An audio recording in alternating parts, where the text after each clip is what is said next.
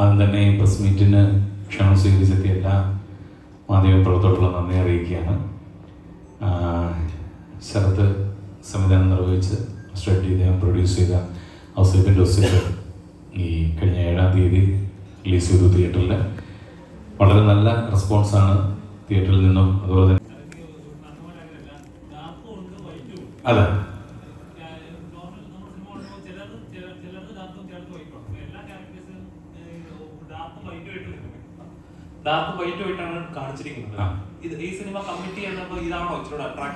തീർച്ചയായിട്ടും നമ്മൾ ഈ പറഞ്ഞ പോലെ പോലീസ് കഥാപാത്രങ്ങൾ കുറെ ചെയ്യുന്നുണ്ട്.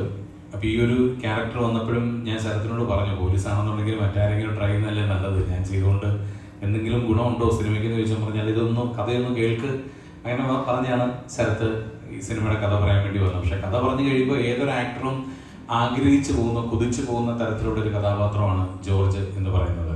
താങ്കളിപ്പോൾ പറഞ്ഞ പോലെ തന്നെ പല പല ഷെയ്ഡ്സിലൂടെ കടന്നു പോകുന്ന ഒരു ക്യാരക്ടറാണ്. ഈ എല്ലാ പോലീസുകാരും ഒരിക്കലും വില്ലന്മാരല്ലല്ലോ. അവരവരുടെ ജോലിയുമായിട്ട് ബന്ധപ്പെട്ടിട്ടാണ് അവരൊരു പക്ഷേ ചിലപ്പോൾ കുറച്ച് റൂഡാവാം, കുറച്ച് സോഫ്റ്റായിട്ട് ചിലപ്പോൾ അവർ ബിഹേവ് ചെയ്തേക്കാം എന്ന് പറയുന്ന പോലെ തന്നെയാണ് ഈ ജോർജിൻ്റെ ക്യാരക്ടർ. ഇദ്ദേഹം ജോലിയിൽ വളരെയധികം നന്നായിട്ട് പോയിക്കൊണ്ടിരിക്കുന്ന ഒരു പോലീസ് ഓഫീസറാണ്.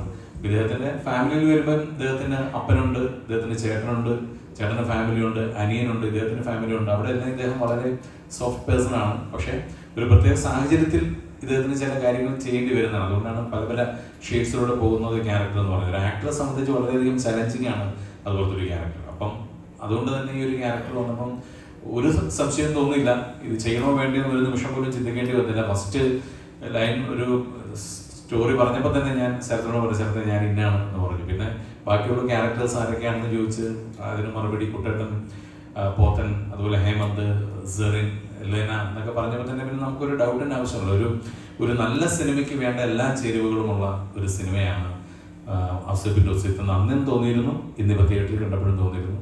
അതുകൊണ്ട് ഒരുപാട് സന്തോഷമുണ്ട്.